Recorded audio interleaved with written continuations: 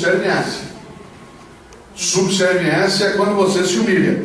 Paulo Freire era humilde, nunca subserviente. Aliás, tanto não era subserviente que ficou 15 anos no exílio, não podendo voltar nem para o enterro da mãe dele, ficou fora do Brasil de 1964 até 1979, em nome de uma ideia de que educação não é para domesticar as pessoas, mas é para humanizá-las. Que educação não serve para dominar, mas serve para libertar. E isso é política, isso é gestão pública. Tanto que quando ele foi secretário de Educação na cidade de São Paulo, durante 2 anos ele foi secretário, nos 2 anos subsequentes do mandato que ele estava, eu fiquei como secretário, mas nos 2 anos em que o secretário implantou políticas na cidade de São Paulo dentro da área educacional, ele sem dúvida trouxe à tona exatamente esta reflexão. E por isso, Paulo Freire nos inspira no mês de setembro para pensar um pouco sobre política para não ser idiota. Esse é o tema da nossa reflexão. E não por acaso é o nome de um livro que eu escrevi um dia com um professor da Universidade de São Paulo. Eu sou da Universidade Católica de São Paulo, universidade na qual eu dou aula há 36 anos.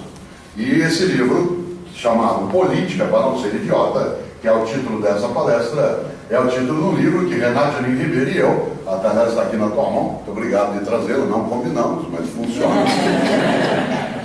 Renato Janine Ribeiro, que é professor da FAFILESH aqui, né, da FAFILESH, da filosofia, ele fez comigo um diálogo sobre política e idiotia. E este livro traz alguns conceitos que eu vou trabalhar hoje, e há algum tempo estava eu numa palestra na veterinária da Universidade de São Paulo, e a Elisa lá estava, né, e aí então lá nasceu um convite para que na noite de hoje pudéssemos pensar, né, sobre essa temática aqui na Universidade de São Paulo, dentro do prédio do CEPAM, junto com a ETEC, portanto, com um grupo de homens e mulheres que se dedica no dia a dia, mesmo que não queira, a política. Cada um e cada uma, em qualquer momento da vida, é sim um ente político. Não obrigatoriamente é partidário, porque partido, como eu disse, é uma questão pessoal. Há pessoas que têm, outras não têm, mas política você faz o tempo todo. Na comunidade, na família, no modo como se relaciona, no trânsito, no destino que você dá ao óleo de cozinha. Tudo isso é política. Porque política é tudo aquilo que afeta a vida da comunidade. E esse livro, Política para não ser idiota, ele tem esse título porque ele está apoiado numa ideia antiga e verdadeira, trazida para o Ocidente pelo mundo grego. Vocês sabem que os gregos são a fonte, né, original para nós ocidentais em relação à cultura no campo do poder público, no campo do direito, no campo da filosofia, no campo da ciência e uma parte até no campo da religião. E dentro desta lógica, os gregos tinham há 2.500 anos, tinha um conceito que era muito apropriado, especialmente na época e hoje mais ainda, para designar a pessoa que olhava só para o próprio umbigo. No grego arcaico, há 2.500 anos, o nome que se dava à pessoa que olhava só para o próprio umbigo, que não cuidava da vida da comunidade, que achava que a regra na vida é cada um por si, Deus por todos, a pessoa em grego era chamada de idiotes. Da onde vem a palavra idiota. Idiota muita gente confunde com tonto, mas a palavra idiota significa aquele que está preso dentro dele. Vocês sabem que esse prefixo no nosso idioma e em outros, id significa próprio, identidade, idiopatia, idiosincrasia, são termos que significam próprio. Por isso a palavra idiota ou idiotes, no caso do grego arcaico, era o nome que se dava à pessoa que ficava conformada dentro dela mesma. Eu vou dar uma imagem, fica mais claro se assim o fizermos. Quando você pega um copo e coloca água nesse copo, se você observar, à medida que eu coloco a água no copo, a água se conforma ao copo. A água está conformada ao copo, isto é, ela está presa dentro do copo, pela forma do copo. Idiota é a pessoa que fica presa dentro dela. É aquela de fato que acha, como eu disse, que a regra na vida é cada macaco no seu galho, cada um por si, Deus por todos. Isto é, a pessoa que é incapaz de ir além dela. Em outras palavras, que é incapaz de transbordar. Transbordar. Quando você vai além da borda, você transborda. Fazer política de maneira decidida, deliberada, é quando você transborda. Fazer política de modo inconsciente, alienado, é quando alguém transborda por você. Agora, política se faz o tempo todo. E por que isso? Porque se os gregos chamavam a pessoa presa dentro dela mesma, chamavam de idiota, eles davam outro nome à pessoa que participava da vida da comunidade, que entendia o que era atividade pública, que achava essa pessoa que a regra na vida não era cada um por si, Deus por todos, mas isso sim, um por todos e todos por um. A essa pessoa que não ficava fechada em si, os gregos chamavam de político. Porque você sabe que a expressão polis em grego significa comunidade. Comunidade. Então, política é a pessoa que participava da vida da comunidade. Polis em grego é comunidade. Os latinos, que geraram o nosso idioma português, em vez de usar a palavra polis tão fortemente, passaram a usar a palavra civitatem, da onde veio a palavra cidade. Nós estamos na cidade universitária, na cidade de São Paulo, né? Portanto, quem vivia numa comunidade, em latim se dizia que ele estava numa civitate, da onde veio a palavra cidade, e da onde veio a palavra cidadão, e da onde veio a palavra cidadania. Aliás, uma das maluquices é gente que diz assim: eu não me meto em política, eu só lido com cidadania. Preciso estudar um pouco mais os conceitos e um pouco de etimologia. Isto é, de origem das palavras, para saber que política e cidadania significam exatamente a mesma coisa, só que uma em grego e outra em latim.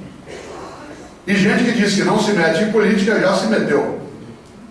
Aliás, porque há uma antiga e verdadeira frase que diz que os ausentes nunca têm razão. Os ausentes nunca têm razão. Colocar-se como neutro é ficar ao lado de quem está vencendo. Por isso, dizer eu não me meto já é uma forma de participação. Evidente? Por exemplo, eu estou organizando agora um movimento de São Paulo via Rádio CBN, porque eu sou comentarista da Rádio CBN, para quem ouve, é todo dia às 6h32 da manhã.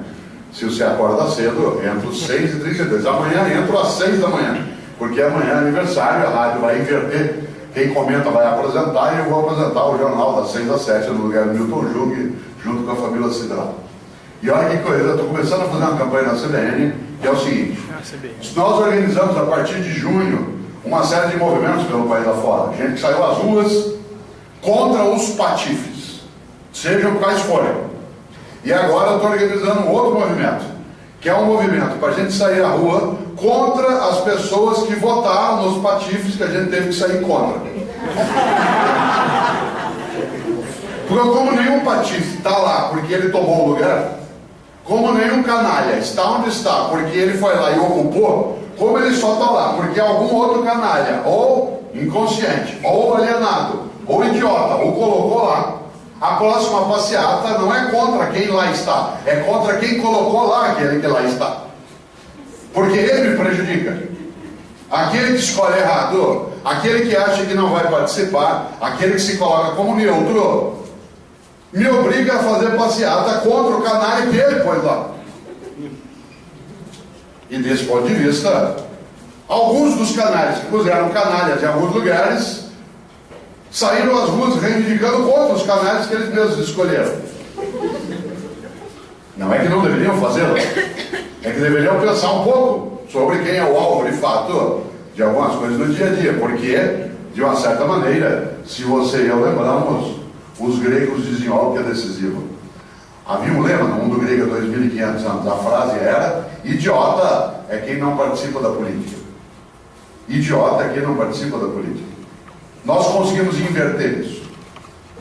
E hoje, para nós, idiota é aquele que participa da política. Por isso que o livro se chama Política para não ser idiota. Política, repito, não é partido. Partido é um dos modos de fazer política. Você faz política o tempo todo, digo de novo, na família, na comunidade, no lazer, no modo como você torce para o teu time. Por exemplo, um torcedor que faz o que ontem foi feito contra o time do Corinthians, eu não sou corintiano, mas um time que foi derrotado ontem e teve que jogar numa outra cidade e vai ter que fazê-lo de novo porque alguém jogou algo no campo ontem De novo, mais uma pessoa tirou uma garrafa plástica num bandeirinho. Mais uma vez o time, olha, a ação de um indivíduo afeta a comunidade. Pode ser uma mera manifestação como essa tola, que é fazer com que o seu time perca o mando de jogo. De novo. Portanto, cria uma imagem, vale na família, vale na religião, vale na escola, vale no destino que você dá, como eu disse antes, ao óleo de cozinha. Você, nesse final de semana, domingão, estava em casa, resolveu, para fazer o almoço, fritar pastel. Fritou o pastel, o óleo sobrou, o que você fez com o óleo? O destino do óleo é uma atitude política.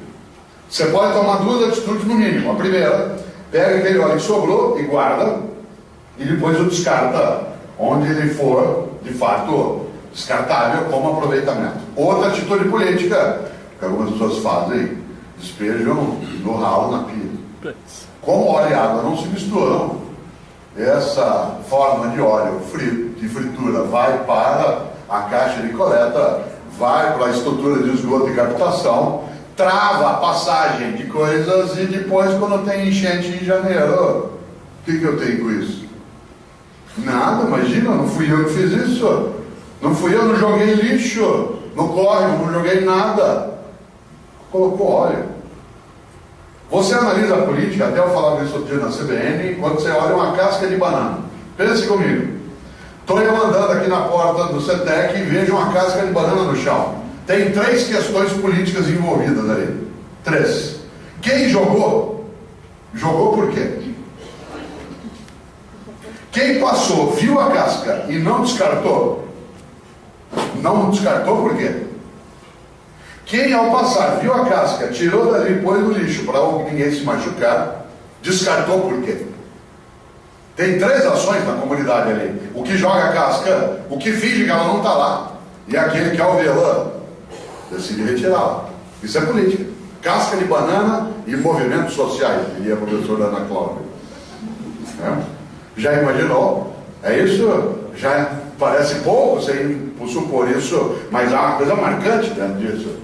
De uma casca de banana, dentro do modo como você se comporta no ônibus. Quer ver exemplo? Eu estava vindo agora da região central, onde eu tenho escritório onde moro, para a Universidade de São Paulo. Estava garoando na região.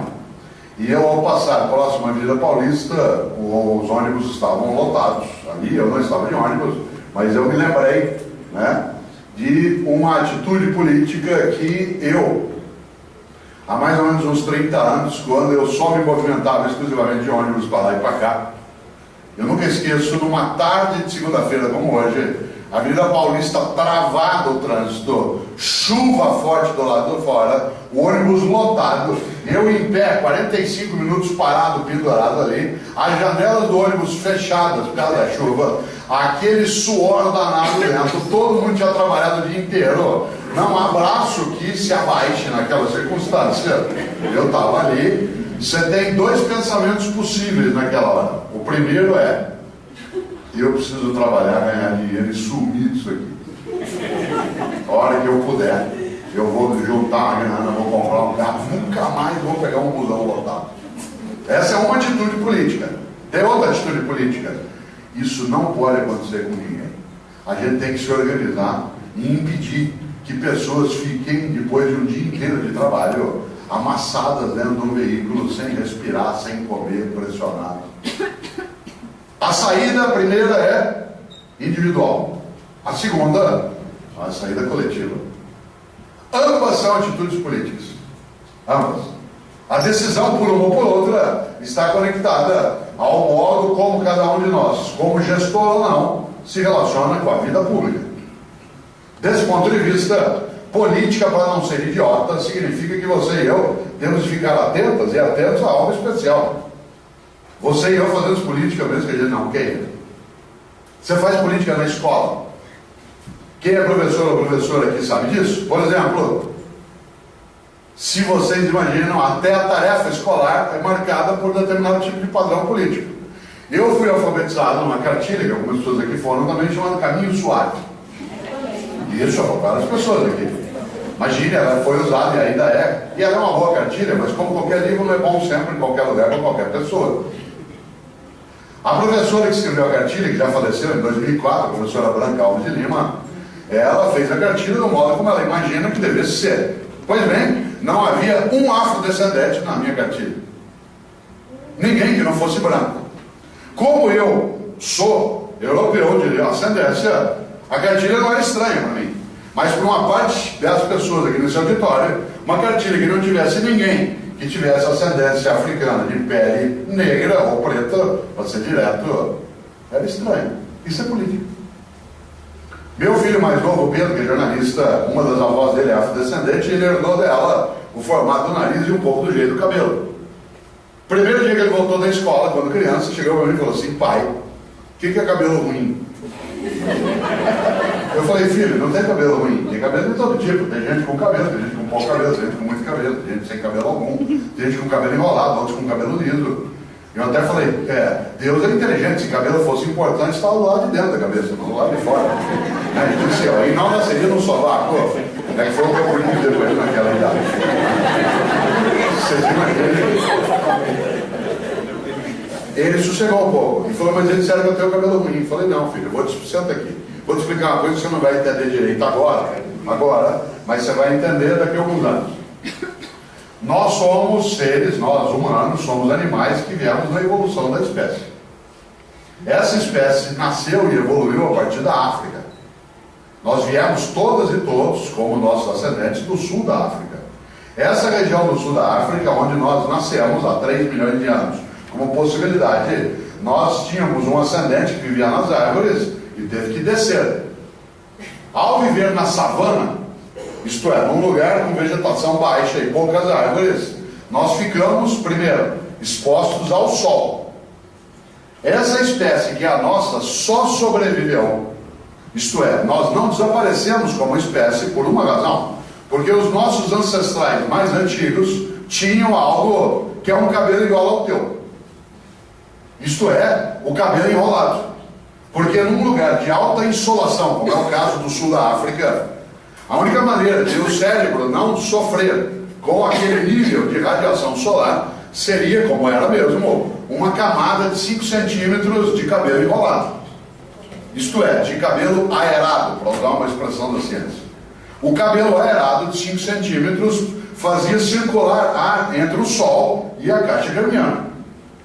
À medida que os humanos se deslocaram para a Europa, esse tipo de cabelo faria mal numa região fria, porque aí dentro do ar, isto é, dentro do cabelo enrolado, ficaria ar frio, e isso geraria um desequilíbrio de temperatura. Por isso, pense comigo, nós só sobrevivemos como espécie porque nossos primeiros ancestrais tinham cabelo enrolado, e esse cabelo enrolado criava uma camada de ar que refrigerava esta área e permitia o nosso desenvolvimento craniano. Isso que é uma vantagem da espécie foi transformado em desvantagem. Isto é, isso que deveria ser exaltado, trabalhado, contado como sendo uma vantagem evolutiva, é tratado de outro modo. Falei: filho, o cabelo enrolado, ele é uma vantagem. Claro que agora você não precisa dele do mesmo modo que há outros modos de ser. Os tupis, com a nação tupi, dá o nome ao cabelo enrolado, porque de maneira geral, como população indígena brasileira, tem o cabelo liso. E os que tinham enrolado, que são aqueles que tiveram ascendência vindo de outros lugares, eles chamavam o cabelo de pichain, porque pichain no idioma tupi significa exatamente enrolado.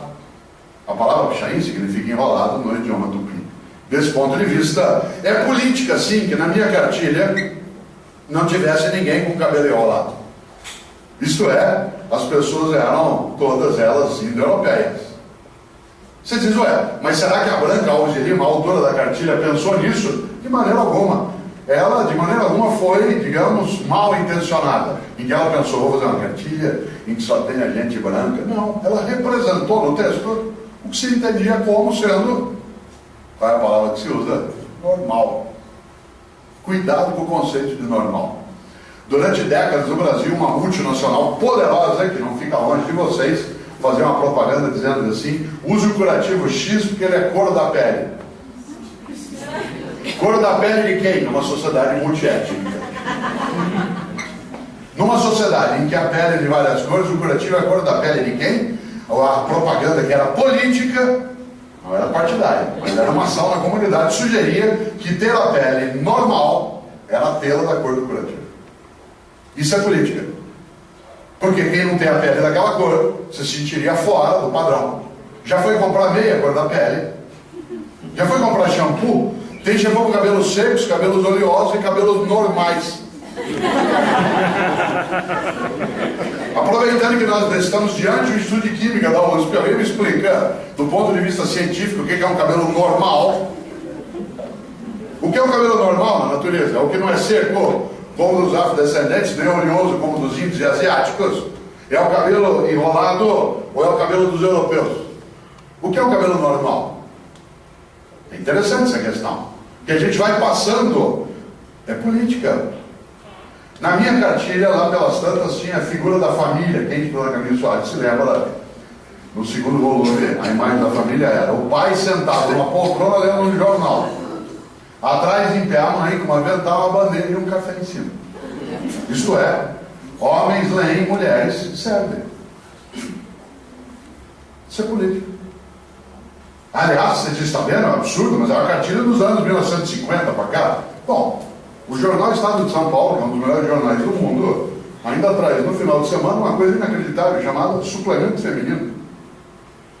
Qual que é a suposição? Que jornal é coisa de homem e no final de semana mulheres têm direito a alguma coisa. Então tem um suplemento feminino. Aí chega no sábado à tarde ou domingo, o jornal Estado de São Paulo desse tamanho, o marido tira o suplemento feminino, quase com uma pista, vai embora. Sai com política, economia, literatura, debaixo do braço, e para ela ficar coisa de mulher. Como cuidar de criança rebelde, como tirar mancha de ferrugem, né? como agarrar teu homem pelo estômago. Ó, que coisa, quem diria? Política. A propaganda é política, o modo como se faz anúncio de cerveja, em que boa parte delas vincula a mulher a um objeto de consumo. A mulher é gostosa como uma cerveja, e ela é descartável como uma cerveja one way. Ela é devassa. Parece pouco? Trabalha-se com um imaginário altamente político. A ideia de cerveja, prazer, devassidão. Eu, Cortella, não sou avesso ao consumo de cerveja, às vezes ou outra aprecio e jamais tomo uma cerveja que faça propaganda colocando mulher como objeto de consumo. Ou a propaganda de carro da indústria automobilística em que ela faz o seguinte, olha que coisa interessante, já viram esse tipo de propaganda? A criança não quer que o pai ou a mãe vá buscá-la na escola, por causa do carro que ele tem. Não quer pagar o mico. Aí aparece no final da propaganda a criança feliz da vida no carro, que está sendo anunciado, em que ela vai e aceita que o pai. O horror, o nojo, isto é, a humilhação de dizer assim, se você não tem esse carro, você não vale. Isso é política. É política quando na escola, por exemplo, numa sexta-feira, como aconteceu agora, nessa que passou, um professor ou uma professora como eu, no ensino fundamental, passa para as crianças uma tarefa para casa, sem pensar. Que é assim, ó. Pergunte ao teu pai como era a cidade quando ele nasceu. Só, ponto. Esquecendo uma coisa inacreditável, que uma parcela grande das nossas crianças não mora com o pai. Que ela vive numa casa em que, dependendo de onde ela está, dentro da cidade, são 3 ou 4 irmãos e pais diferentes. Que o pai é ausente ou inexistente. Como é que ela faz a tarefa? Não faz. Primeiro que ela fala para a mãe, eu preciso falar com meu pai. Para fazer a tarefa, a professora mandou. A professora mandou de maneira impensada, porque ela supôs uma criança normal, que não existe daquele modo. Porque o normal pode ser hoje, se você entender o normal como comum, pode ser essa criança que não conhece os pais. Ou o pai. Olha só, preciso falar com meu pai. Ela diz, você não vai falar com ele, com não sei o que, não sei o que. Bom, começa. O que a criança... E a criança que não tem pai, que não conhece, o que ela faz? Qual é o resultado na segunda-feira, hoje? Ela não vai para a escola. Porque ela não fez a tarefa. Se ela for, a professora vai dar uma bronca. Então ela não vai, ela tem vergonha. Você tinha vergonha quando você não fazia tarefa, você só ficou sem vergonha mais tarde. Mas você tinha vergonha quando você não podia entregar uma tarefa. Depois você chegou no ensino médio, no técnico, né? Aí você foi perdendo um pouco, mas você tinha. Né? Olha só, ela vai, não vai. Ou se ela vai, o que ela faz? Ela se sente culpada de não fazer a tarefa. E aí ela se senta lá no fundo da sala. E a professora ou o professor, como eu, começa a aula, com a nossa imensa capacidade persecutória. Você começa a aula, vira assim: você! Leia a sua tarefa. Ela fala: eu não fiz, professor. Quê? Eu não fiz a tarefa. Fala alto, tá com vergonha? Eu não fiz a tarefa. Vagabunda, eu já falei, você não vai ser ninguém na vida. Nada você vai ser. Sabe o que você vai ser na vida? Você não vai ser ninguém, você vai ser empregada doméstica, que é o que a mãe da menina é. E a frase que ela ouviu é: você não vai ser ninguém na vida. Isso é política. Isso é política pública, você diz, claro, só não é como ela é definida dentro do conceito clássico, mas é política que interfere na vida da comunidade. O modo como eu me relaciono com as pessoas, o modo como a gente se conduz, o modo como se olha o sotaque que não é como o nosso. Eu trabalhei 3 anos no Rio Grande do Norte, 3 anos, ajudando a fazer uma cartilha de alfabetização que é usada lá até hoje, chamada Raízes. E normalmente as cartilhas eram feitas no sul ou sudeste e levadas para o nordeste. E essa ela foi feita lá com professoras de lá. Só eu era de fora. Então tinha professor de Caicó, Mossoró, Paulo dos Ferros, Ceará Mirim, João Câmara, só eu que era de fora. Numa tarde de sábado nós estávamos merendando, como eles chamam lá. Aqui se chama de coffee break. Nós estávamos lá merendando. E no meio da merenda eu virei para as professoras e falei assim: olha, eu gosto demais de trabalhar com vocês, demais, mas sabe uma coisa que eu acho uma delícia? Elas falaram: não, o que é? Eu falei: é o sotaque de vocês. Elas falaram: que sotaque? A gente não tem sotaque, é você que tem sotaque. Leonardo Boff, grande teólogo catarinense, costuma dizer, e é verdade, um ponto de vista é a vista a partir de um ponto. Um ponto de vista é a vista a partir de um ponto. Portanto, uma política tem que levar em conta, e uma gestão pública mais ainda, a diversidade de pontos de vista para poder, minimamente, cumprir aquilo que é a sua capacidade de eficácia e eficiência na ação, especialmente na gestão. Já imaginou? Volto eu à cartilha. Eu nasci em Londrina, no norte do Paraná, região agrícola. Moro em São Paulo há 45 anos. Sou o que se chama de vice, que é vindo do interior do Paraná. Quem é daquela região, como eu, chamava de pé vermelho, por causa da cor da terra da região, né, a cor que ficava na nossa perna, no nosso pé. Pois bem, fui alfabetizado na Caminho Suave. Na Caminho Suave havia uma questão: Eva via uvas. E eu, Portela, também via uvas, porque a minha região era agrícola. Portanto, uva não era uma coisa estranha para mim.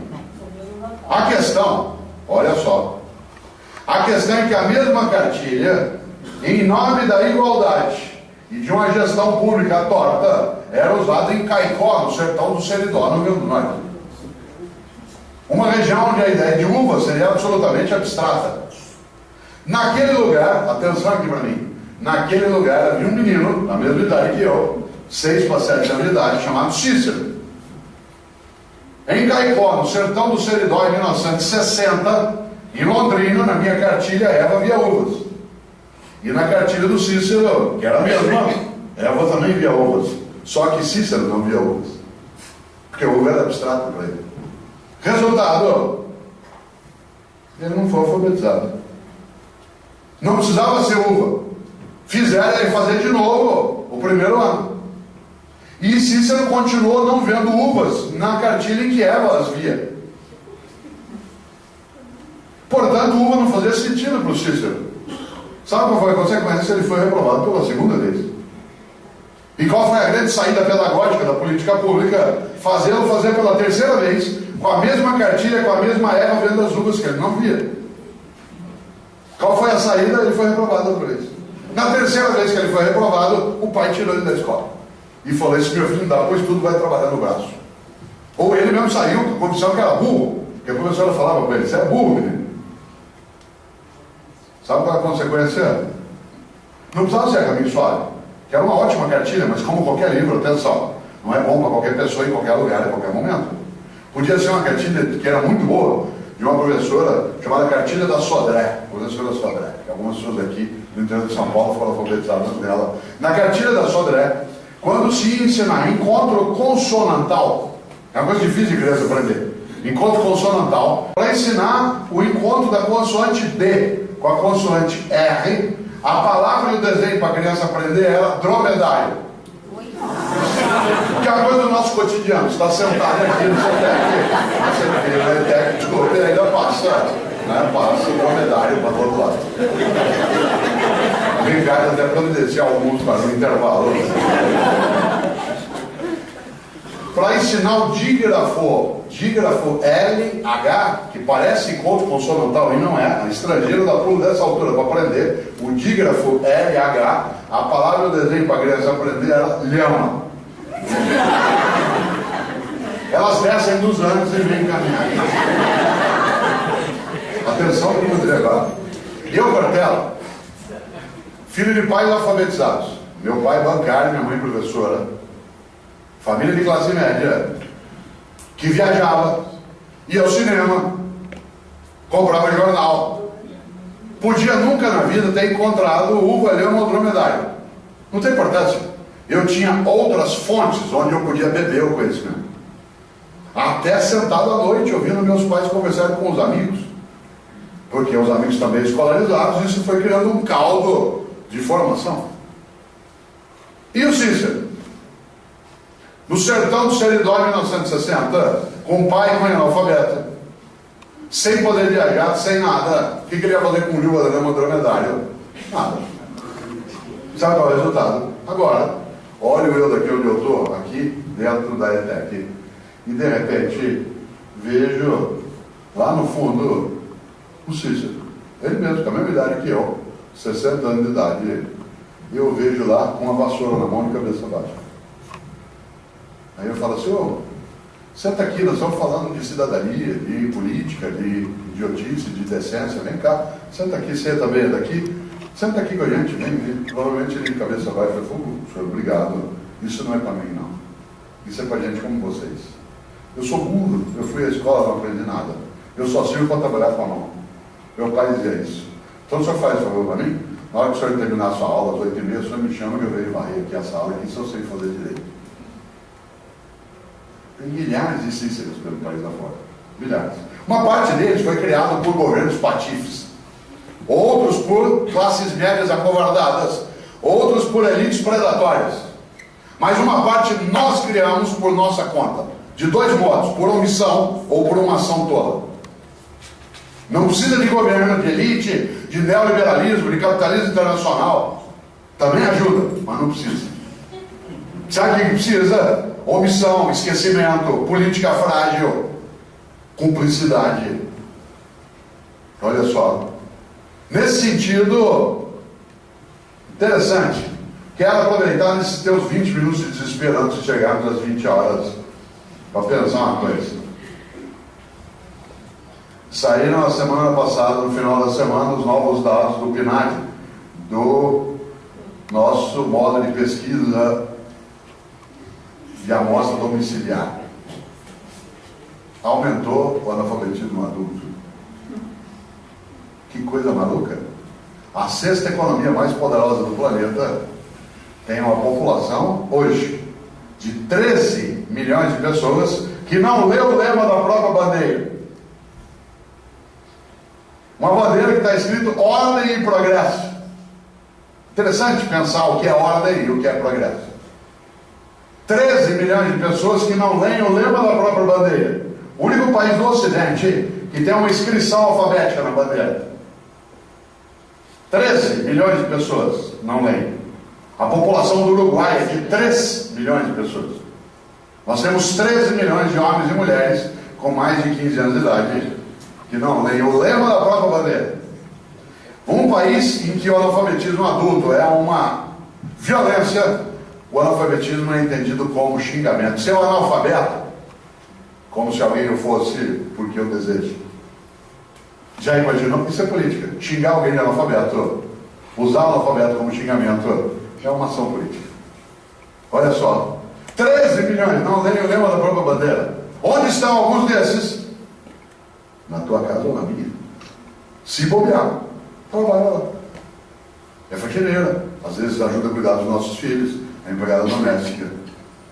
Aliás, no país, na hora que se fala em regulamentar o trabalho servil doméstico, aí o povo dá pulo dessa altura. Como há 150 anos, como se começou a discutir, há 150 anos, a abolição formal da escravatura, se você olhar os discursos no Senado, os artigos nos jornais, sabe qual era a frase principal? Vai acabar com a economia, o país vai quebrar, não pode terminar. Agora, a sexta economia mais rica do planeta tenta regulamentar no século XXI o trabalho servil doméstico, sem carteira assinada, ou com carteira, mas sem horário, ou com horário sem direitos, ou com direitos sem. No final do século XX, começo do XXI.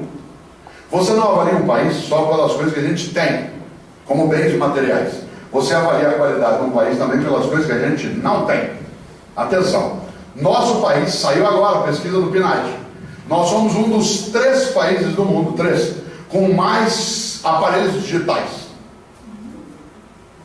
Existem mais celulares no Brasil do que a população brasileira. Nós somos um dos 3 que mais tem TV de LCD. Nós somos um país que consome em alto nível tecnologia digital. Mas atenção no dado que eu vou dar agora. Nós somos o país número 30 em propriedade de máquina de lavar louça. Um indicador em qualquer país sobre riqueza é máquina de lavar louça. Nós somos o país número 30. Por quê? A gente tem que ir lá. Tem que ir lá. Bom, tem um nome, quem lava? Mulher. Em algumas famílias é mulher. O nome da lavadora chama mulher. Certo? Ou irmã, em outras famílias. Ou tia solteira, em outras famílias. Ou avó, em outras famílias. Em outros lugares chama empregada. Em outros países tem outros nomes, que é o nome da marca. 30º país em consumo de máquina de lavar louça. Porque tem imagem. E agora começou uma discussão sobre regulamentar o trabalho servil doméstico. Ele deixar de ser servil, pulo dessa altura. Não vai ter jeito. Eu não vou. Como é que eu faço? Pois bem, como é que os outros países resolveram? Resolveram isso no século XIX. Se você imaginar, países vizinhos da nossa resolveram essa questão na metade do século XX, com regulamentação, com salário adicional, com hora extra, com tudo que você tem. Nós habituamos uma coisa. Formamos uma família em que o pai e a mãe tomaram uma decisão política. Vamos poupar os filhos do esforço. Então o filho não precisa ajudar a arrumar a cama, nem sempre precisa ajudar a lavar a louça. Opa! Vai criando uma lógica de crescer sem esforço. Aí quando o menino tem 16 anos, que o pai diz assim, ó, você vai fazer vestibulinho, vai entrar na ITEC. Ah, não. Vai fazer curso técnico, imagina. Eu quero uma coisa mais moleza, pai. Quero fazer filosofia, eu vou para Portel. Não quero trabalhar, não. Certo? Ó. E aí você começa a ouvir uma coisa inacreditável, que é uma geração que cresce em várias camadas sociais sem a ideia de esforço. Não estou falando de sofrimento, estou falando de esforço. Como ele tem ídolos que, de repente, aos 17 anos nada é, aos 20 já estão de carro importado, abraçado com as gurias, ele acha que tudo é assim. E não é. Tem gente que fala coisa pior, fala assim, eu não quero fazer faculdade, não. Por quê? Ah, Bill Gates não fez faculdade, Steve Jobs não terminou a faculdade, Mark Zuckerberg, que criou o Facebook, não terminou a faculdade. E eu conto isso para o pai que fala isso, sempre uma coisa seguinte, se teu filho fala isso, você chama ele no canto e fala assim, vem cá. Mark Zuckerberg não terminou mesmo a universidade, ele largou. Mas sabe qual universidade ele largou? Harvard! Mas tem que falar na orelha dele, né? Harvard! Ele não largou uma unisquina qualquer, ele largou Harvard! Bill Gates não terminou a universidade, é verdade. Ele largou Harvard. No 3º ano de Direito e de Matemática, ele fazia 2 graduações. E quando ele fez o Enem norte-americano, que é o SAT, o teste deles, que tem 1.600 pontos como máximo, Bill Gates aos 17 anos fez 1.590. Ele é uma das 5 pessoas da história que chegou nesse nível. Isto é, ele já estudava, era esforçado. Ele largou porque ele não precisava mais, mas ele já estava bom para aquilo. Daí você tem que chamar teu filho, se ele falar isso, fala, vem cá, filho, vai fazer com você um acordo. Tá? Não precisa terminar a faculdade, papai concorda. Primeiro você entra em Harvard, depois você larga. Claro. Eu acabei de lançar 2 livros, com as colunas da Rádio CBN. Porque a coluna chama Academia CBN e eu começo a coluna dizendo, pensar bem nos faz bem. Ah, e uma delas fala exatamente isso que eu falei agora. E saíram 2 livros agora com todas as colunas, 260 colunas, 130 em cada um, e uma trata exatamente desse tema, que é a ideia da necessidade de fazer esforço. Por isso volto eu. Um pai e uma mãe, por exemplo, que admite o enfraquecimento. A ideia de um filho que é possessivo, isso é política. Quer ver um exemplo de política? Há uns 2 anos eu estava voltando de Belo Horizonte, cidade a qual eu vou quase toda semana, porque eu sou professor da Fundação Dom Cabral lá, e eu saí no aeroporto de Congonhas, naquela área de desembarque onde tem carrinho de bagagem, e fui pegar um carrinho. Quando eu estava pegando o carrinho, ao meu lado provavelmente tinha um pai com um menino de uns 10, 12 anos, que também estava pegando o carrinho, o pai. O pai puxou o carrinho, eu puxei o outro, o menino virou e falou, "Senhor não quer esse carrinho?" Eu fiquei olhando, foi coisa estranha. O pai falou, mas esse carrinho é igual aos outros. O menino falou, eu não quero esse carrinho. Eu falei, vou parar aqui, que isso aqui dá um livro novo. Aí o pai falou, mas esse carrinho é igual a todos os outros. O menino falou, eu não quero esse carrinho. O pai guardou o carrinho que estava pegando e puxou o que o menino queria. Eu falei, meu Deus do céu, esse menino com 12 anos já está se formando como terrorista dentro de casa. Ele amedronta a família dele. Provavelmente ele decide qual carrinho de bagagem, ele vai decidir qual é o programa que vai se assistir na TV, senão ele não deixa ninguém assistir. Ele vai decidir onde você vai almoçar, qual é a música que você vai ouvir no rádio, desconcertando tempos e modos de convivência. Esse menino ao crescer vai virar black bloc. Isto é, vai confundir democracia com ausência de ordem. E democracia é ausência de coerção, e não ausência de ordem. Parte dos movimentos que aconteceram a partir de junho perderam fôlego por causa dos democracidas, não por causa dos democratas. Porque uma parte das pessoas que tinha saído num movimento inédito, que saiu, acabou se assustando com o nível de gratuidade de violência, e é claro que se retirou do circuito. Aí diz assim, não, mas eu sou black bloc porque eu sou anarquista. Então estude bem anarquismo para entender uma coisa. A lógica do anarquismo não é ausência de ordem, é ausência de coerção sobre as pessoas. Isto é, não seja meu dono, eu decido quem é que vai comigo fazer o que tem que fazer, que é o princípio básico da democracia. Ah, mas a gente tem que sair por aí, né, destruindo. A Mahatma Gandhi dizia olho por olho e acabamos todos cegos. Olho por olho, uma hora acabamos todos cegos. Isso é política. Por que eu estou dizendo isso e quero aproveitar esses teus 10 minutos antes das 20 horas para pensar um pouco isso? Você faz política na família, na escola, você faz política na religião. Você faz política no modo como se relaciona com aquele que chama de irmão. Você faz política no grupo de amigos, você faz política no modo como se conduz na vida coletiva. Por exemplo, tem gente que fala em ética, diz que horror, né? Já viu coisa horrorosa. Mas essa pessoa, ela compra produto pirata. Porque não paga imposto. Diz, mas se eu não fizer isso, eu não posso comprar. Bom, isso é argumento bandido em relação a qualquer coisa. E vale para tudo. Se eu não assaltar, não levo. Ok. Certo? Não, mas tem que comprar produto pirata. Que vem da China. Que paga imposto lá, tira emprego aqui, não paga tributo aqui, e junto no container vem droga e arma. E quando o bandido põe a arma na cabeça de um menino boliviano de 5 anos e dispara, o cara que compra produto pirata acha que não tem nada a ver com aquilo. Que não foi ele que puxou o gatilho.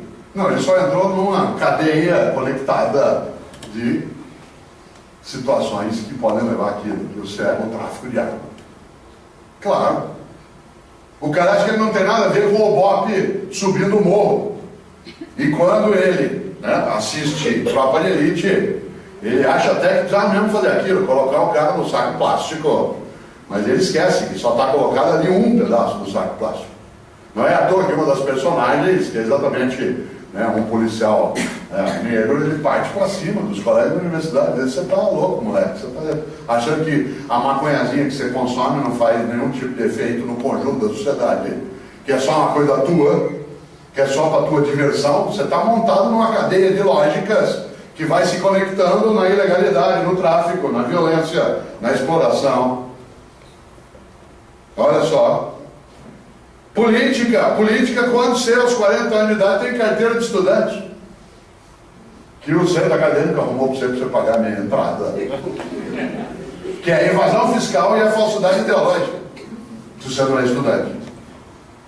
Olha que coisa. Política, quando você vai ao dentista, o dentista fala assim, com recibo ou sem recibo? Isso é política. Tanto a pergunta dele quanto a tua resposta, qualquer que seja ela. Política, porque afeta a vida da comunidade quando você escolhe, quando você vai ao governante, quando você, por exemplo, aufere, como é o nosso caso, recurso público na área de educação, seja numa universidade como a USP, seja dentro da Paula Souza, seja numa escola técnica, e malversa o recurso, isto é, desperdiça, não se dedica, não faz com que haja retorno daquilo que se obteve. Isso é política. Política de vários modos. Quer ver outra política? A pessoa acha um nojo que lá no Rio de Janeiro, quando a polícia está subindo o morro, o bandido vai e solta rojão para alertar da chegada da viatura. Mas ele não acha estranho que quando ele está numa estrada, num final de semana, ele vê uma viatura da polícia rodoviária e começa a dar sinal de luz para todo mundo que vem na outra direção. Isso que ele faz é fraternidade, é solidariedade, é comunidade, é ajuda comunitária. Cuidado com o cinismo. Cuidado com o cinismo. Cuidado você e eu para não imaginar que a gente faz política só na atividade partidária, que é um dos modos de fazer. Há pessoas aqui que têm militância, outros já tiveram, outros terão. Há pessoas que não têm, não querem, não terão, mas faz política do mesmo jeito. Na maneira como escolhe, na dedicação que tem ao estudo, no tipo de trabalho legislativo que fará, seja como consultor, assessor, apoiador, naquilo que terá dentro da atividade de gestão. Eu, Cortella, secretário de Educação que fui da cidade de São Paulo, eu não fazia só política por conta das políticas públicas, fazia política no modo de relacionamento, na escolha de conteúdo, no modo de escolha dos diretores ou diretoras das escolas, ou do contato que tinha com a população, no destino que dava a merenda, no dinheiro público. Eu conto uma coisa num dos livros que eu queria retomar aqui. Mal nós assumimos, Paulo Freire com a equipe, eu fazia parte da equipe do Paulo Freire, alguns professores da USP também, né? A professora Lisete Arelar, que hoje é a diretora da Faculdade de Educação da USP, o professor Moacir Gadotti, que é aqui da USP, e outros. Nós tínhamos que tomar conta na época, além de toda a escola de São Paulo, do município, tínhamos que tomar conta também da merenda. Na época a merenda não ficava na área de abastecimento, ficava dentro da educação. E eu passei o primeiro ano do governo cuidando de frango, limão, papel higiênico. Né? Portanto, tive que aprender a fazer isso. E a primeira coisa que a gente fez foi questão de gestão pública.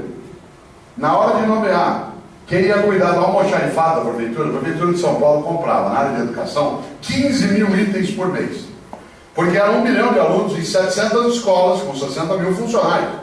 É uma máquina de perda possível e de ganho. Quem que a gente nomeou para tomar conta do almoxarifado, que ficava na época perto do aeroporto de Congonhas? 2 diretoras de escola de educação infantil. Sabe aquelas professorinhas que dentro da escola arruma até quadro quando passa, está passando um quadro, está meio torto, ela dá uma ajeitada, a mesa não está no lugar, ela vai dar uma puxadinha de leve. Sabe a professora psicopata? Isto é, obsessiva. Ótimo! Bom para cuidar do patrimônio público. Primeira semana que elas estavam lá, chegou uma coisa: papel de entrega, carretona imensa de papel higiênico. Você tem que fornecer na gestão pública numa cidade como São Paulo papel higiênico para 1 milhão de pessoas por dia. Todo dia tem que ter papel higiênico fornecido para 1 milhão de pessoas na rede municipal. Você já imaginou o que é fornecer isso? E se faltar o papel higiênico, a encrenca é imensa, porque ela vai em cadeia. Nós tínhamos, inclusive, que estabelecer uma fórmula de cálculo para saber quanto comprar de papel higiênico. Fizemos um estudo, chegamos a 70 centímetros diários para a menina, 50 centímetros para a menina, para você poder comprar. Tem que planejar.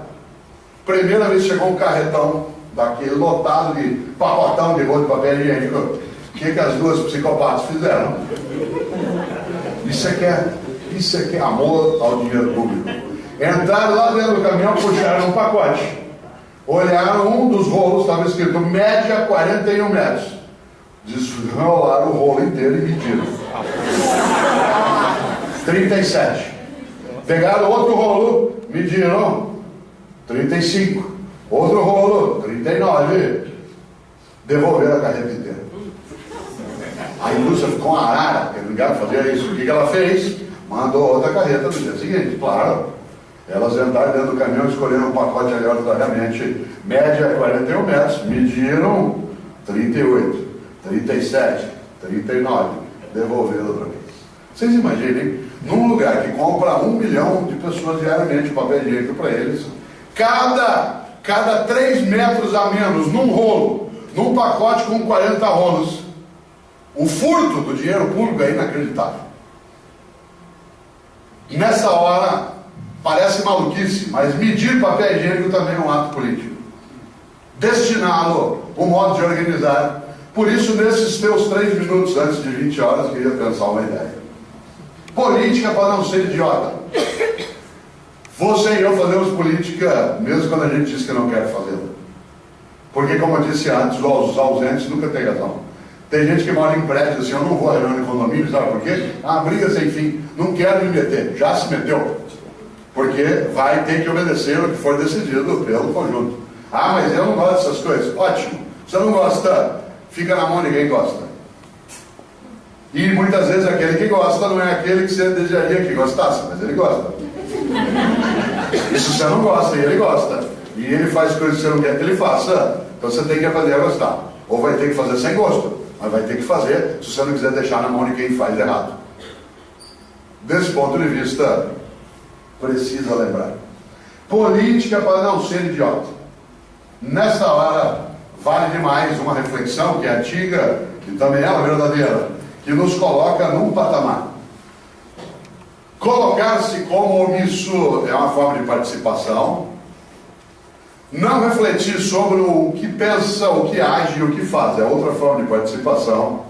Mas, acima de tudo, você e eu, quando nos colocamos fora e como continuamos dentro, estamos de maneira inconsciente, pouco deliberada, alienada, e aí somos objeto de uso por parte de outros. Por isso, você e eu podemos não ser agentes diretos de 13 milhões de pessoas não lerem o lema da própria bandeira, mas não somos inocentes por completo. Imagina, Cortella, você está louco. Eu nasci agora, faz 17 anos, o que eu tenho com isso? Já estava pronto a hora que eu cheguei. Bom argumento, né?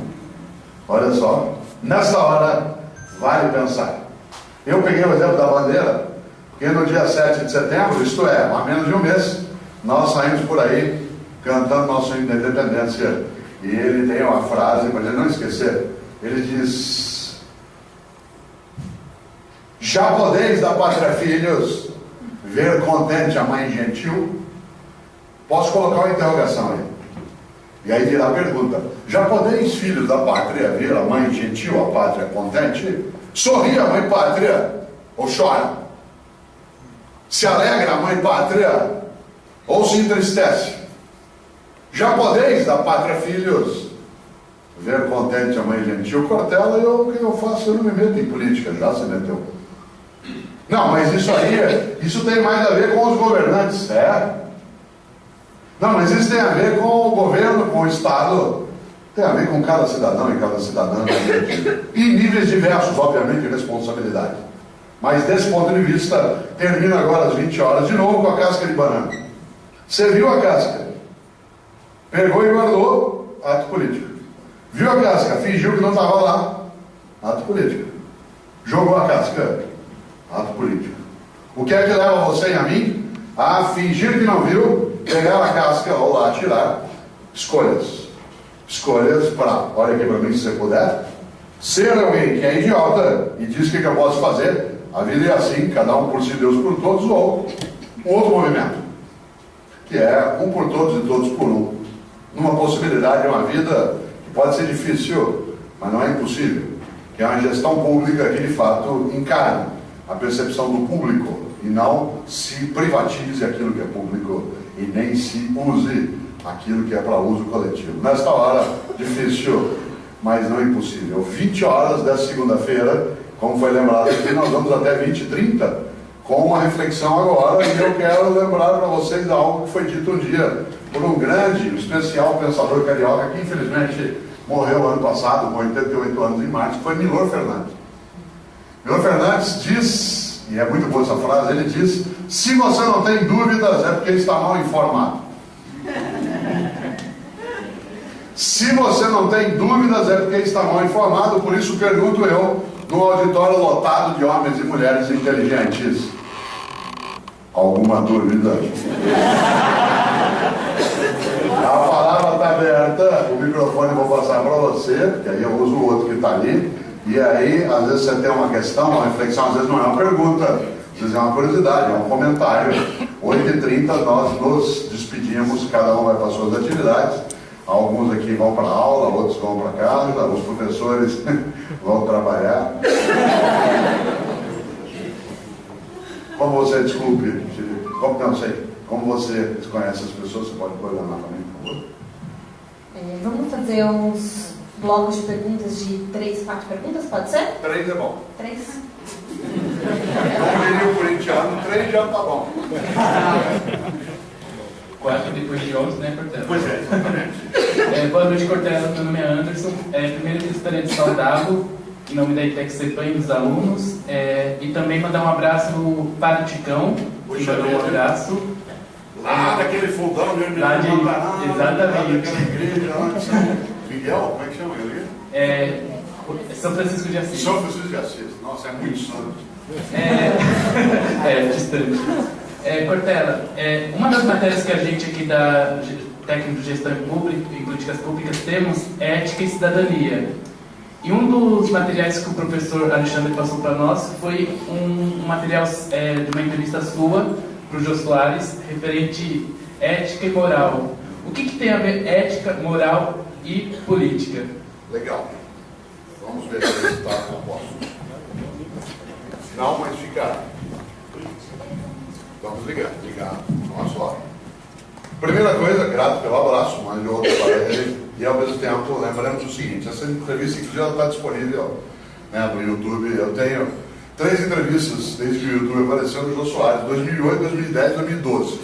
Então você pode olhar, e cada uma delas trata de um tema, mas essa é de 2008, essa que você está fazendo referência. E lá eu faço uma distinção entre ética e moral. E é exatamente isso que eu quero explicar agora. Né? Primeira coisa, ética é o conjunto de valores e princípios que você e eu usamos para decidir nossa conduta. Nossa conduta, isto é, aquilo que a gente faz ou não faz. Enquanto que moral é a prática dessa conduta. Qual é a diferença? Ética é a percepção teórica, são os teus valores, que são abstratos. Enquanto que moral é a prática. Por exemplo, atendo o celular ou não atendo? Isso é um ato moral. Qual é o princípio ético? Jamais posso perturbar outra pessoa com aquilo que é do meu interesse privado. Meu princípio. Outro. Eu tenho um princípio ético, que é de natureza geral. O que não é meu, não é meu. Certo? O que não é meu, não é meu. Isso é um princípio ético. A hora que eu estou saindo daqui hoje às 8h30, vai embora, alguém deixou um aparelho celular aqui em cima. Pegar o celular e devolver, ou pegar o celular e guardar no bolso, é um ato moral. Portanto, moral é a prática com fatos reais daquilo que são os teus princípios. Há 3 grandes questões na vida, que eu coloco exatamente lá no Jô Soares. As 3 grandes questões na vida humana, elas são: quero, posso, devo. Essas são as questões da vida. Quero, posso, devo. Tem coisas que eu quero, mas não posso, coisas que eu posso, mas não devo, coisas que eu devo, mas não quero. Querer, poder e dever. O que faz com que eu faça ou não faça são os princípios. A prática de fazer ou não é a moral. Por isso, existe alguém sem ética. Só quem não pode decidir, julgar, resolver. Por exemplo, a lei dá um nome à pessoa que não pode ser responsabilizada. Ela é chamada de incapaz. Incapaz de quê? De decidir, escolher e julgar por si mesma. Sempre você tem um incapaz, uma criança pequena, uma pessoa com síndrome de Alzheimer, um cunhado. Sempre tem algum incapaz. Olha que coisa. Olha, o que é o incapaz? Aquele que não pode decidir, julgar e avaliar por si mesmo. O que é ética? É a decisão. Tem gente que tem ética, tem gente que não tem ética. Não. Há pessoas que têm uma ética que colide com aquilo que a gente deseja, que é a ética de uma comunidade. A essas pessoas nós chamamos de antiética. Antiética. Pessoa que não pode, de maneira alguma, decidir, avaliar e julgar, a gente chama de aética. Aética. Uma criança pequena, uma pessoa com distúrbio mental. Essa é a ética. Uma pessoa que não tem uma ética que você e nós tratamos na comunidade, a gente chama de antiética. O bandido tem ética? Claro, ele tem princípios de decisão. Eu não concordo, chamo de antiética. Certo? Então esse é exatamente o grande panorama nessa questão. Você falou de 3 questões, como era a primeira, já não deu tempo para outros falarem. E aí? Agora sim, vamos para a 3. Boa noite. Olá. Meu nome é Luciana. Eu gostaria de fazer um comentário que envolve essa questão da política e da moral. Eu agora estou passando por um probleminha junto à subprefeitura da Lapa. Então tem um pinheiro enorme no jardim da minha casa, né, na garagem. O pinheiro ele ultrapassou o telhado da garagem. Nós pensávamos que esse pinheiro fosse parar de crescer. Ele não parou. Então ele está empurrando a viga. Eu chamei a subprefeitura para dar uma olhada, porque me informaram na vizinhança que se eu cortasse a árvore, seria multada. E a multa é alta, financeira, e depois tem que comprar não sei quantas mil mudas. Então eu decidi ser honesta. Falei, bom, honesta entre aspas, mas eu fui até a prefeitura, depois de vários meses, num dia sem nenhum aviso, chega alguém, infelizmente eu estava em casa. E o biólogo olhou, falou, o seu pinheiro está saudável. Eu falei, mas eu preciso cortar, tem uma rachadura na casa. Ele disse, olha, eu vou marcar aqui, está autorizado. Mas agora, mudou o sistema na prefeitura, tem que mandar para o meio ambiente. E eu já vou te avisar, o meio ambiente não vai autorizar.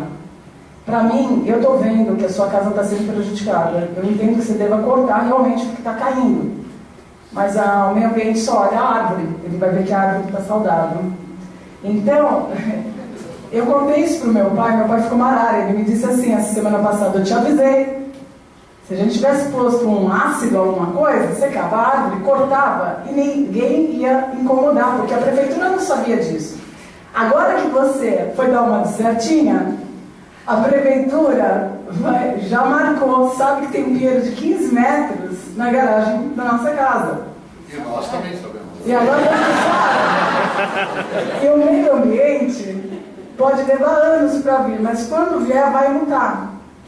Então essa questão da política, assim, quem está na governança de uma prefeitura, de um ministério, do que for, muitas vezes tem nós queremos ser politicamente corretos, mas a gente nota que a política que eles usam, muitas vezes, é contrária àquilo que é prioridade na nossa vida, né? Então fica aí um conflito. Para mim é uma prioridade cortar esse pinheiro antes que caia a viga da garagem. Então fica essa questão da política para o lado deles, que estão governando a cidade, do nosso lado como cidadãos. Como é que você vê uma situação dessa quando a gente fala de moral, fala de ética, dá a impressão que a gente está errado em querer cortar as escondidas. Mas quando vai fazer tudo certinho, nós nos vemos totalmente prejudicados, porque o cara da prefeitura falou assim, olha, eu já sei até o que o cara do meio ambiente vai dizer, ele vai dizer, você muda a viga de lugar. E eu disse, mas eu não tenho dinheiro para fazer uma reforma agora na casa. Ele falou, eu já vou te avisar, se ele der assim, quando ele vier, ele vai ficar em cima. Então, quer dizer, essa questão da política, quando o senhor fala, é tudo muito correto. Mas quem está na governança não age pensando na população somente. Então, é um conflito muito grande para a gente. Cidadão comum, não é? Um conflito muito grande. Ela falou que os 3 vão falar e aí eu volto também. Tem mais alguém? Olá. Vamos lá. 8 e 12. Senhoras e senhores, boa noite. Meu nome é William, né? Eu já conheci o professor Cortella da outra palestra lá na Faculdade de Medicina, né, semestre passado, sobre vida e conciliação de vida pessoal e carreira profissional. Só fazendo, colocar em questão 2 pontos. No começo da palestra, o professor Cortella havia falado sobre a definição do que é uma pessoa idiota, né, no vocabulário grego arcaico, né, nessa questão da política. E já que a palavra idiota se refere à pessoa que não pensa no próximo, na questão política, como é que eu poderia, por exemplo, definir uma pessoa estúpida, né? Que, no senso comum, a pessoa estúpida é aquela pessoa imbecil, que tem uma capacidade intelectual nula, né? Legal. Como é que... De onde viria as origens da palavra estúpido? Legal. Mais uma aqui? Mais uma aí. Passando. Boa noite, meu nome é Kleber. 25 anos atrás, mais ou menos, um grupo político decidiu que o Cícero não ia mais ser chamado de burro e não ia ser reprovado na escola. Hoje, um novo grupo político, com ideias, né, mais ou menos parecidas, está repensando que o Cícero Júnior deve ser reprovado. O senhor que está acompanhando esse momento, né, com a experiência que o senhor teve lá atrás, né, que análise o senhor faz dessa questão? Ótima pergunta. E muito bom o modo de encaminhá-la também. Isso é, William, isso é não ser estúpido. Certo? O William perguntou como é que a gente designa um jeito inteligente. Vou começar pelo que o William falou. Idiota é aquele que só fica fechado dentro de si. A palavra estúpido está ligada à palavra estupor. Estupor é aquele que fica meio abobado, meio entorpecido. Tanto que alguns remédios são estupefacientes. Isto é, te deixam em estado de torpor. A palavra estúpido é aquele que é meio abobalhado. Isto é, que parece que não está conectado com as coisas. A noção de imbecil é aquele, de fato, que tem limitação de raciocínio. Mas a palavra idiota não significa raciocínio limitado, significa presença limitada na comunidade e preso em si. Legal isso que o William levanta. Vou passar para a tua questão. Há 25 anos, um grupo político coordenado pelo Paulo Freire decidiu que era necessário trazer ao Brasil, de maneira mais intensa, algo que era a organização do ensino fundamental por ciclos, e não por séries. Experiência essa que já era feita em outros países, por exemplo, na Inglaterra, 9 anos de fundamental sem retenção. A França, em 1989, houveram implantado também 3 ciclos no ensino fundamental, lá era de 9 anos, como é agora aqui, 3, sem retenção dentro do ciclo, só no final de cada ciclo. E o grupo que estava na prefeitura em 1992, quando eu era o secretário, decidiu, numa discussão feita, né, com as comunidades escolares, trazer a ideia de ciclo com 3 ciclos. Um que era o primeiro, segundo e terceiro ano, outro com o quarto, quinto e sexto, outro com o sétimo e oitavo.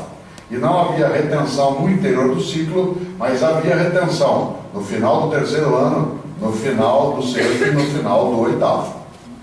O grupo que agora assumiu a cidade de São Paulo traz uma rediscussão disso de um outro modo. Porque na prefeitura é diferente daquilo que o Estado, por exemplo, faz. Porque o Estado implantou também, num primeiro momento, a progressão continuada com promoção automática, o que leva a outra percepção. Não é incorreto isso se você tem as condições estruturais de uma rede. Há vários países do mundo que fazem isso. A ideia de retenção, de reprovação contínua, ela é muito descartável em quase todas as nações, né? Não há isso colocado desse modo. A organização seriada, ela tem uma visão punitiva muito forte. E ela nos protege, como professoras e professores, porque ela faz com que o aprendizado sirva como disciplina, isto é, como controle, inclusive, de conduta. Mas o grupo que agora chega, a prefeitura, trouxe uma rediscussão dessa questão, que é necessária fazê-la. Não dá para ficar como estava de alguns modos, é preciso trazer um novo debate. Não obrigatoriamente como estão fazendo, mas não é descartável que queiram trazer de novo essa reflexão. De maneira que aquilo que é importante, que é a progressão continuada, seja no Estado ou na Prefeitura, não se transforme num passa-fácil. Isto é, em algo que desqualifica o processo, né, de formação. Por isso, não acho que seja dispensável a discussão que hoje a Prefeitura vem fazendo. Não é o mesmo grupo político de lá e de agora, né? Não é, aliás, não são nem as mesmas pessoas do mesmo modo. Mas há uma sintonia em alguns polos. Aliás, a discussão sobre formação e progressão continuada nasceu aqui na Universidade de São Paulo, em 1982, 83, quando algumas professoras da Faculdade de Educação da USP, professora Guilmar Ramos de Mello, Tereza Rosalém Neubauer da Silva, Lisete Arelaro, começaram, em parceria com a Fundação Carlos Chagas, a debater essa temática. A primeira experiência mais intensa foi feita na gestão Luiz Erundina, mas depois, quando o prefeito foi Maluf, eleito pela população, isso foi interrompido no modo como era, porque uma progressão como essa supõe jornada de tempo integral. Se você não tiver jornada de tempo integral com o corpo docente, você não dá conta, né, de tudo aquilo que é o acompanhamento lateral e paralelo ao trabalho pedagógico. Mas acho louvável o debate. Algumas coisas que estão sendo trazidas eu não o faria, né, não o faria. E discuto, eu faço parte do conselho da cidade, o prefeito convidou 100 pessoas da cidade, né, que são de vários grupos, várias religiões, vários partidos, etc., para debaterem as políticas públicas com reuniões que são mais abertas, e eu já coloquei essa postura que estou dizendo agora, né, não acho que seja do mesmo modo, mas acho que o momento é bom para discutir. Houve um período de quase um mês para o debate do projeto, ele não foi difundido quase, deveria ter um nível de adensamento maior, mas acho que ele pode sim ser aperfeiçoado. O que não se pode colocar é de novo trazer a reprovação como sendo um método pedagógico, que aí também, aí é idiotice no sentido de imbecilidade. Eu tomaria uma providência se eu fosse o dono da tua casa. Primeiro que democracia tem isso. Democracia a gente tem que lidar, inclusive com os poderes que estão acima de nós. Mas a democracia permite também que você entre com uma liminar. E, portanto, garanta, junto ao judiciário, o corte dessa árvore, se ela ameaça a tua vida, com o laudo que pode ser pedido ao Corpo de Bombeiros, não à Prefeitura Municipal. Porque o Corpo de Bombeiros é responsável também pela questão, né, da habitabilidade de algumas estruturas. E por isso, seja atentor via Prefeitura e a solução não veio no teu caminho, pode ser que a judicialização, isto é, colocar uma liminar que garanta que você possa garantir a integridade da sua família, sem que haja penalidade por parte da Prefeitura, é um caminho. Tem um outro caminho, que é persistir nesse que você fez. Tem a terceira, que é o do teu pai. Por falar em meio ambiente, só podia ter ficado uma arara mesmo. Certo? Agora, imagine, o caminho que teu pai oferece é um caminho que é possível, porque ele fez como advertência a você. Isto é, tá vendo? Eu não falei para você? Mas eu acho que você prefere esse caminho que você fez, mesmo que ele te leve a um combate, a uma discussão, a uma revisão da própria norma, a uma indisponibilidade em relação ao poder público na subprefeitura, e, portanto, te leva a fazer o que você acha certo, do que você agregar, né, uma grande manada, que é aquela que faria do jeito próprio, não ia nem contar para ninguém. E eu ainda prefiro esse caminho que você seguiu, porque ele é mais trabalhoso, mas eu acho ele mais correto. Ser correto dá muito mais trabalho do que não ser. Muito, muito mais. Permite que você durma menos. Não dorme tranquilo quem é correto, dorme intranquilo. Milor Fernandes, que eu citei antes, dizia que num país como o nosso, só os canalhas dormem tranquilos. E desse ponto de vista, o teu caminho é um caminho que dá mais trabalho, tira teu sono. Cada vez que dá uma chuva, como aqui deu hoje, logo no metade da manhã, você fica imaginando que Papai Noel virá junto com o Pinheiro. e vai entrar pela tua sala dentro. Mas eu, como cidadão, usaria a legislação. Isto é, se você quiser um conselho de natureza jurídica, um liminar, junto, né, ao Tribunal de Pequenas Causas ou até a outra instância, para que você tenha garantido o teu direito de habitabilidade, de segurança e um laudo do Corpo de Bombeiros. Quanto ao subprefeito ou subprefeita da Lapa, ele que lide com a liminar do ponto de vista da democracia, certo? Ademais, lembre-se que pinheiro não é árvore nativa. Por isso, como é uma planta exótica, não é crime ambiental tipificado como seria você cortar uma seringueira, certo? Por isso, pense nisso, né? E se você precisar cortar, cuidado, porque agora todo mundo aqui sabe. E aí, 20 horas, ainda temos 9 minutos, olha só. Mais uma pergunta, vamos lá, tem alguém? Dou-lhe uma, que eu não sou de enrolar. Tem um lá no fundo, mais alguém fora ele? Então ele será o último aí, vamos amarrando a reflexão. Agora eu vou levantar, botar lá a mão nele, levantar lá.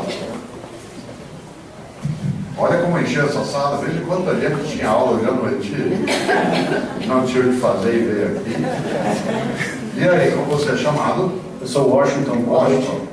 É o seguinte, Portela, principalmente nas universidades há muitas discussões sobre isso, né?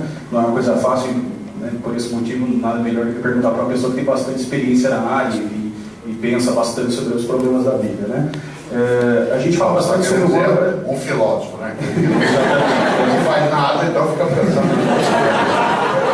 E aí, a questão da sociedade brasileira viver dessa forma conhecidamente desleixada, tranquilo para tudo, que aceita, né, enfim, diversas situações impostas pelos poderes, enfim. E se a gente pegar um outro extremo, por exemplo, a sociedade finlandesa, sueca, dinamarquesa, que não aceita dessa forma e que age diferente, um finlandês que age diferente numa fila do banco, que não vai cortar essa fila, ou um finlandês que age diferente e não jogar um papel no chão, ou um estádio japonês depois de uma partida de futebol que está impecavelmente limpo, né, que ali não foi jogado nada no chão. E se a gente pegar o lado brasileiro, a gente vê que a situação é oposta. Onde está a origem disso? Está naqueles 20 mil portugueses que chegaram no início do século XIX? É ali que nasce tudo isso, ou há uma outra explicação? Uma parte é essa que você coloca. Quem trabalha muito bem essa questão, Washington, é Darcy Ribeiro, que eu mencionei logo no início da fala, num texto clássico dele, que se vocês não leram ainda, leiam. É um texto maravilhoso, é um capítulo de um livro que depois se tornou título do livro, chamado Sobre o Óbvio. Sobre o Óbvio. Você acha na internet, inclusive, Darcy Ribeiro, Sobre o Óbvio. É uma coisa maravilhosa de um texto dele, em que ele faz uma comparação, Washington, aproveitando o teu nome, entre os Estados Unidos e o Brasil. Isto é, a colonização norte-americana, que foi posterior à nossa, e a nossa, que é do século XVI. Como é que eles foram numa rota, nós fomos em outros? Será que é porque eles foram colonizados por protestantes e nós por católicos? Será que é porque aqui é um país tropical e lá é um país temperado? Será que é porque lá foi holandês, irlandês e britânico e aqui foi português e espanhol? Ele discute isso no texto, é muito interessante. Vale demais como antropologia. Sobre o óbvio, Darcy Ribeiro. Mas há uma questão. Claro que a formação histórica será decisiva nisso. Europa são países com 2.000 anos de história. Nós temos 513. Você já imaginou? Nós somos um país que não tem 30 anos de democracia. Nosso país tem 513 anos de história. Nossa república é de 1889. Portanto, nós somos uma república há menos de 130 anos. Nesses 130 anos de república, porque antes era império ou colônia, nesses 130 anos de república, a quase totalidade foi ou ditadura, ou ausência de democracia plena, ou voto censitário, em que o analfabeto não votava. Nós temos, desde 1988, isto é, nós temos na prática 26 anos quase de democracia, em 513. Nós não sabemos nem ligar com manifestação ainda. Sai o povo para a rua, faz a polícia, pau em cima. Porque está aprendendo a lidar. Num país que colocou a escola da Polícia Civil na beira da Universidade de São Paulo, para deixar claro o que era para acontecer. Claro, isso é sério. Mas não é um problema para nós, porque em boa parte dos países democráticos, a academia de polícia é na universidade. Não é nem do lado de fora. É na universidade, porque numa democracia, aliás, polícia e política tem a mesma origem a palavra. Polícia significa quem mantém a política, isto é, mantém a comunidade. Então não é estranho que haja uma academia de polícia. O estranho é que quando foi feita exatamente para impedir qualquer outra manifestação. Na primeiro movimento de junho, o povo saiu à rua, PM, pau em cima. O que se fez? Uma gritaria da sociedade. Isso está errado. O que eles fizeram no segundo dia? Se retiraram. Aí o madeireiro foi para cima. E aí nós ficamos desprotegidos. E aí ficou um mês ensaiando. Dá uma borrachada aqui, dá uma falhada lá. Joga uma bombinha aqui, dá uma rapazinha lá, etc. Agora já tem no Rio de Janeiro um coronel especializado em conversar, dialogar com manifestante, etc. Como em outros lugares.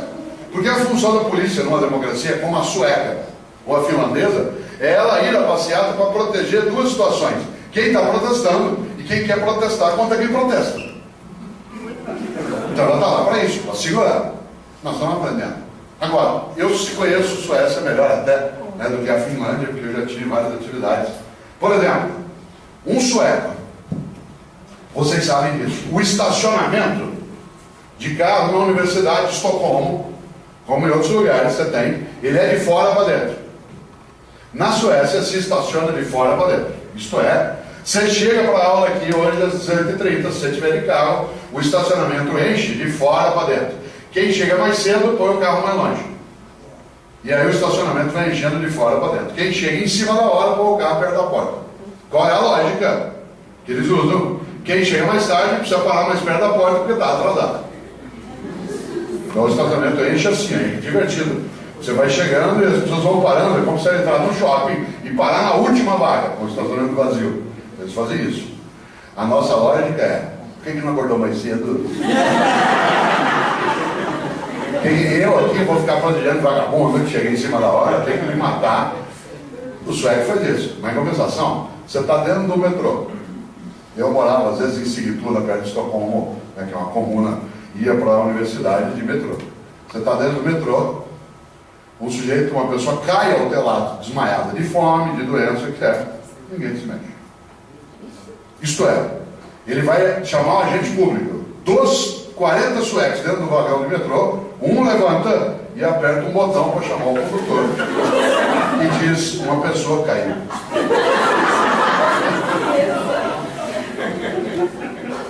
Pode parecer estranho, é ordenação, sociedade ordenada. Qual é a nossa?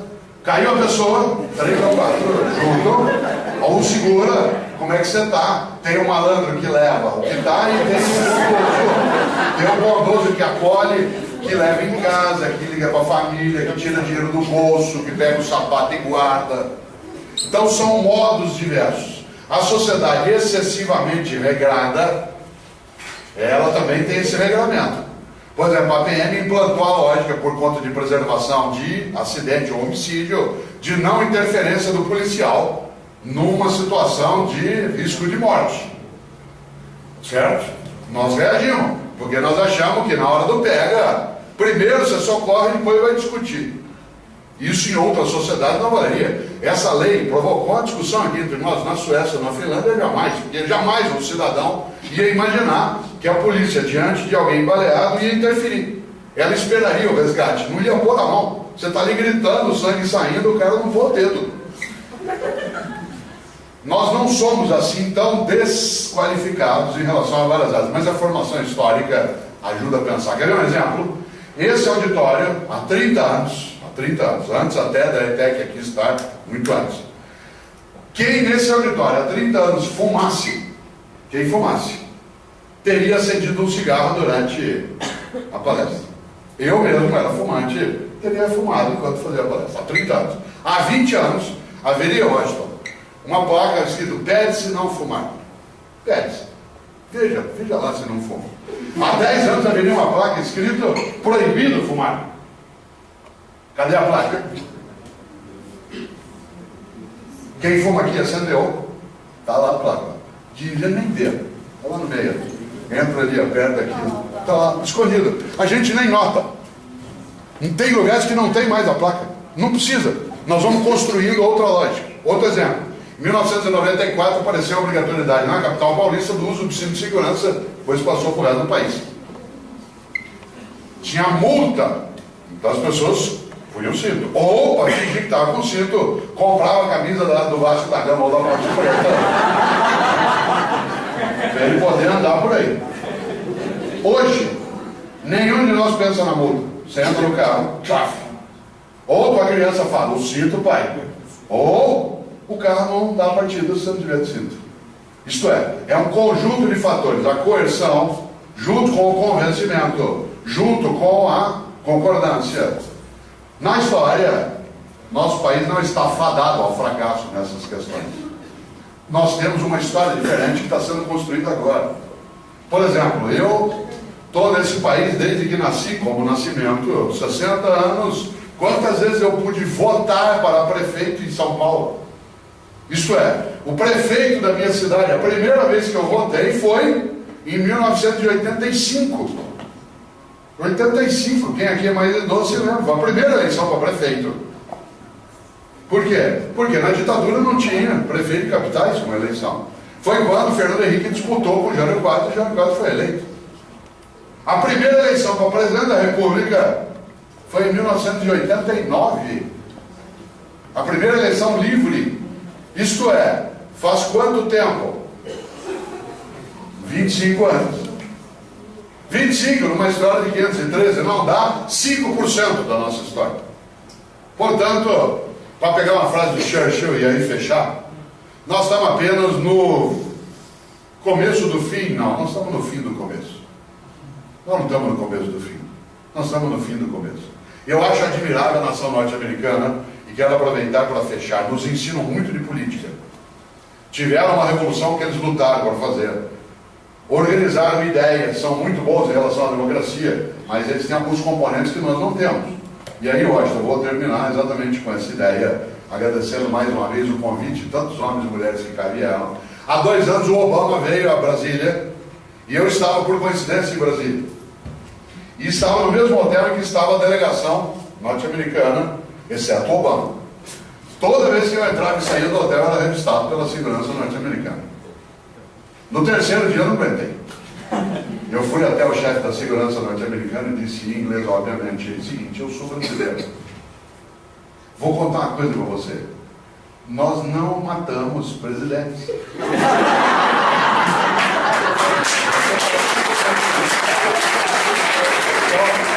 vou contar uma coisa para você. Nós nunca demos um tiro no presidente nosso. Por que a gente ia querer dar no teu? O único presidente do Brasil que morreu a bala, ele se matou. Vocês mataram 5 e deram um tiro em 9. Me larga. Por que eu estou fazendo esta brincadeira? Porque são nações diferentes. Eles radicalizam a ponto de terem assassinado 5 presidentes. A começar do presidente que fez a abolição da escravatura formal, Abraham Lincoln. Por que ele fez? Certo? Assassinaram outros. O primeiro presidente católico deles em décadas e décadas, John Kennedy, foi assassinado com uma política de abertura à discussão, porque tinha cobertado também as políticas de políticas afirmativas do Martin Luther King, que também foi assassinado em 1968. Nós nem ovo a gente não joga direito. Alguém diria assim, isso é passividade. Não, é outro modo até de fazer. Podemos aprender a fazer de uma maneira mais agressiva? Podemos. Precisamos, não necessariamente. Precisamos aprender a ser combativos? Claro. Temos que aprender a estudar argentinos. Um povo que luta na história, briga, etc. E é combativo, tanto que escolheu um papa agora. Com formação assim, o cara já chegou, né? Já chegou cortando por todos os lados. Porque é outra formação, não é de contemporizar, não é de afagar, é outra lógica. Mas é preciso política e muita, e aí eu termino para não ser idiota. E a nossa história, ela não é uma história que obrigatoriamente trouxe isso. Mas termino agora com uma frase que não é política no sentido de ação partidária, mas é religiosa, mas tem a ver com política. Que é uma frase do Chico Xavier. Eu não sou espírita, não tenho nenhuma crença reencarnacionista, mas tenho uma admiração imensa por Chico Xavier, que eu acho um homem santo. Santo, passou a vida fazendo política, isto é, cuidando da comunidade dele. E Chico Xavier Tem uma frase que diz: os espíritas, disse ele após, como diriam, ter morrido, outros diriam ter desencarnado, Chico Xavier. Ele dizia que sabe o que é espírita, e a frase é forte para nós no país, na política, na ética. Chico Xavier dizia: embora ninguém possa voltar atrás e fazer um novo começo, qualquer um pode começar agora a fazer um novo fim. Olha só, embora ninguém possa voltar atrás e fazer um novo começo, qualquer um e qualquer um de nós pode começar agora a fazer um novo fim. 20h36 desta segunda-feira. Agradeço.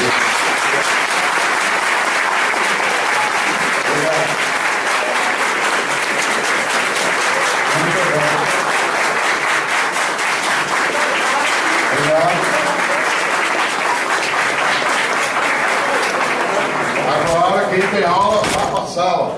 Só um segundinho, alguns recadinhos, pessoal. Recadinhos da paróquia, vamos lá. A gente também do TEC agradece muito a presença do professor. Gostaria de agradecer a nossa estudante do segundo módulo, Elisa, que ajudou a articular tudo, a trazer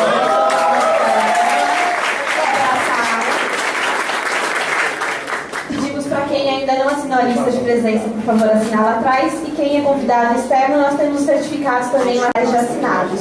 Então a gente pede para vocês passarem lá e pegar. E quem puder também, nós temos um material de divulgação do vestibulinho da ETEC. Então a gente também disponibilizou lá atrás. Quem puder nos ajudar a divulgar o vestibulinho, a gente agradece. Obrigada, pessoal. Até mais.